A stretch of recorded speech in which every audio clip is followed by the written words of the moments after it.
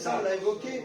Mais ce que je veux dire, dans quel sens je commence la passe de gros? Moi, je vous ai cité un exemple de dire, il y avait 3 passes d'enduit, 2 passes de gros, une passe de fin. On a bien dit que la première passe de gros, elle était verticale, la deuxième passe horizontale, et la passe de fin verticale.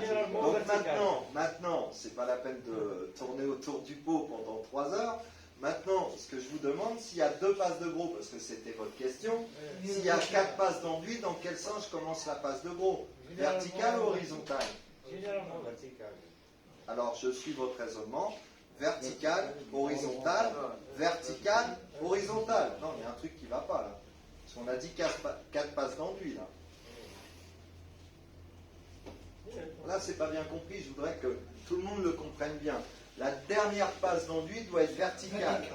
Donc, si j'ai 4 passes d'enduit à faire, 2 passes de gros, 2 passes de fin, parce que c'était votre question, dans quel... Voilà. Donc, toujours considérer la fin verticale. Exactement. Donc, voilà. C'est ça qui est important de savoir. Parce qu'on a bien dit que si on travaille toujours dans le même sens, je vais accompagner les creux et les bosses. Alors maintenant, on va corser un peu le problème. Si j'ai un plafond à faire, donc je fais la même méthode. Je dois croiser mes passes d'enduit. On est d'accord. Mais qu'est-ce que je dois observer dans la pièce? Dans une pièce, généralement, il y a des portes et des fenêtres, non? Donc là, on est au plafond. Hein. Eh bien, je dois observer dans quel sens arrive la lumière. Pas la porte, mais la baie vitrée. De la lumière. En parallèle. Voilà. Donc en fait, si j'ai ma baie vitrée, imaginez, qui est dans le fond, on va partir sur 2 passes d'enduit, parce que sinon on va se torturer l'esprit. Ma première passe d'enduit, elle sera horizontale, comme ça, comme je faisais sur le mur. D'accord? Après, comme ma baie vitrée, la lumière, elle arrive comme ça, je vais dégager mon angle, et mes coups de lame, qui seront à la verticale, comme si je faisais au mur, mais en direction de la lumière, mais pas l'inverse. Je ne commence pas à travailler ici, et je ne travaille pas en reculant en direction de la lumière. Ça, c'est des règles de travail, c'est le b.a.-ba, ça. C'est le b.a.-ba, c'est ce qu'on apprend à l'école, ça.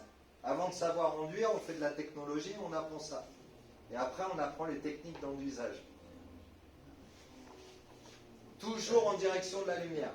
Parce qu'au moins, ton coup de lame, il est dans ce sens-là, et quand la lumière elle va rentrer dans la pièce, on ne verra pas tes reprises. C'est tout simplement pour ça. Donc il y a des règles. La vie, elle est faite de règles. Si on les applique... Et c'est valable pour l'éclairage. C'est valable pour l'éclairage. Parce qu'après, vous avez de la lumière qui arrive artificielle. Là, je prends la lumière naturelle, mais il y a aussi la lumière artificielle.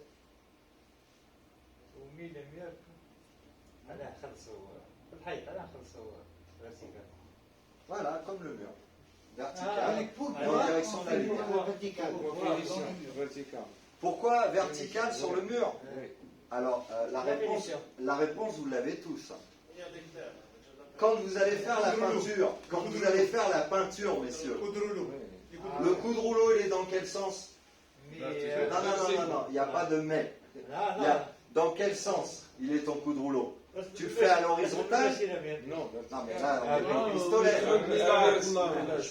Là, on est avec un rouleau. Non, il ne faut pas se torturer. Parce que j'ai remarqué, des fois, les gens, ils se torturent l'esprit sur un truc où il ne faut pas. C'est une règle de travail. Moi, je ne peux pas te dire mieux. Si la règle... Moi, j'ai appris le métier de la peinture. Mon professeur, il ne m'a pas dit, tu mets ton coup de rouleau à l'horizontale et tu t'en vas. Non, tu mets ton coup de rouleau à la verticale et tu t'en vas du chantier. D'accord? C'est des règles. La règle, si on l'applique, je ne vais pas te la faire changer. C'est comme ça qu'on doit travailler. Voilà, c'est pas mais, c'est pas... Alors, chauffe, quand tu fais au pistolet, c'est la même méthode. Je peux faire au pistolet une passe croisée, elle va être horizontale avec une finition verticale. Kiff. Toujours à la verticale. Je termine toujours mon travail à la verticale. Je ne travaille pas à l'horizontale et il n'y a pas de mais. Ou il n'y a pas de si. Les si, ça sert à couper le bois. Des exceptions, toujours. T'as 4 heures, 24 heures, هذه الريغلومون باش Non, non, il faut respecter هي les بدك règles. تفهم عليها. Et tous ceux qui respectent les règles, ils n'ont pas de problème. initié par des bons résultats. Exactement. Voilà. C'est pour ça que j'ai fait tout à l'heure référence aux DTU, etc. Moi, je vous invite à aller les voir, hein, les DTU, enfin, plus le DTR pour vous. Mais ça vous apprend des choses, parce que moi-même, je ne sais pas tout. Hein. Je n'ai pas la prétention de tout savoir. Mais les choses que je sais, je dois vous les dire dans les règles. C'est normal. Alors, le Quai-Doplan mur white, c'est un enduit de dégrossissage pour la façade. C'est du ciment blanc, donc il est blanc parce que le peintre, il aime bien avoir des enduits. Voilà. Avant, on l'avait en gris, mais on s'est aperçu que le gris, on boudait notre produit. On ne voulait pas le prendre. Donc, le peintre, il prend vraiment du blanc. Donc ça, c'est pour rattraper la planimétrie, par exemple, d'une façade qui a été maçonnée et que le maçon a fait un crépissage qui était un peu grossier. Donc celui-là, il va pouvoir rattraper la planimétrie. Du gris, vous allez passer au blanc. Donc c'est mieux après pour peindre. Et vous allez bien rattraper la planimétrie du ciment, du maçon. Donc pareil, 2 passes minimum. Par contre, il ne faut pas m'appliquer ce produit-là sur un fond déjà peint. Si vous avez les fonds déjà peints, c'était le fibre externe qu'il aurait fallu utiliser.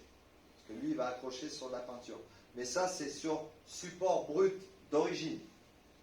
Ciment, produit bas ciment blanc, la cohésion va se faire. Alors, je vais vous poser une question. Je pose beaucoup de questions hein, quand même. Alors, dans le bâtiment, généralement, j'ai un mur en ciment. Je mets un enduit basse plate, ça tient bien. Il n'y a pas de problème. Maintenant, si j'ai un mur en plate, est-ce que je peux mettre du ciment dessus? Non. Très bien. Et pourquoi?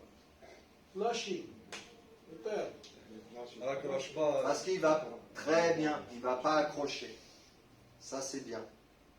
Vous avez vu que vous avez beaucoup de connaissances quand même, c'est bien. Très très bien même.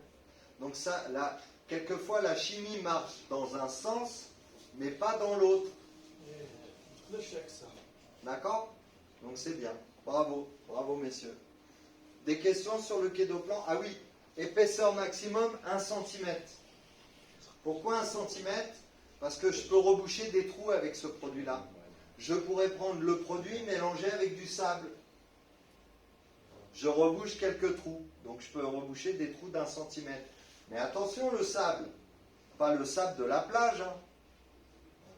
Du sable de rivière. Ou du sable de la plage qui a été rincé correctement. Parce que vous savez que le sel,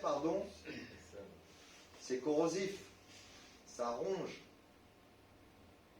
Tremper un morceau de métal dans de l'eau salée, vous allez voir qu'il va se corroder très très rapidement. Parce que l'air plus le sel, plus l'eau, ça se corrode.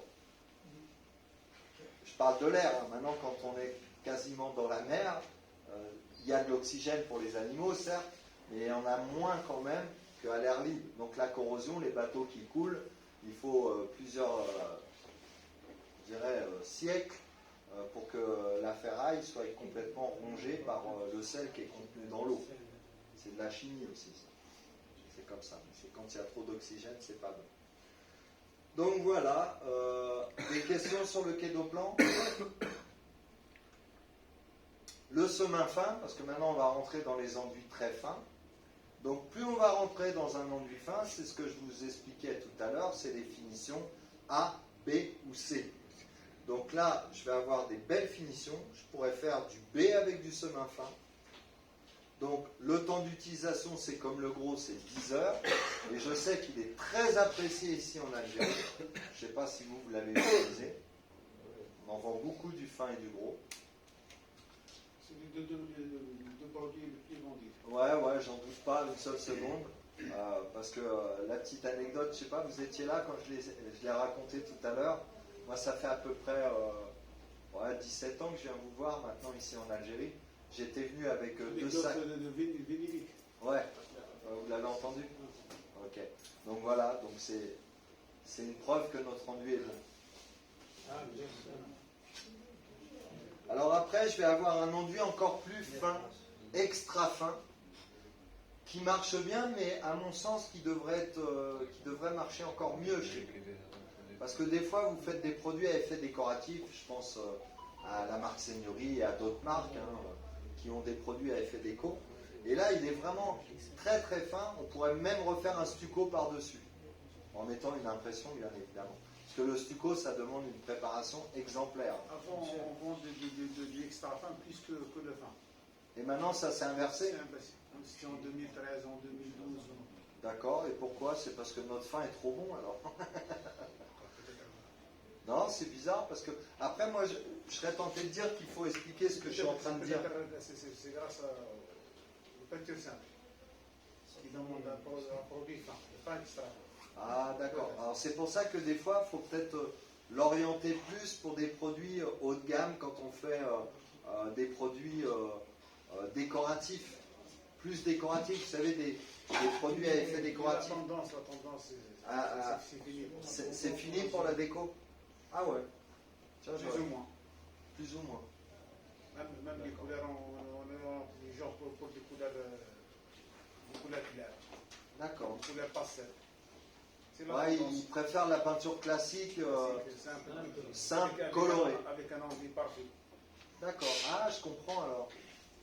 Ouais, je comprends. Parce que nous, on en vend encore bien en France de ça, mais plus pour les gens qui font de la déco.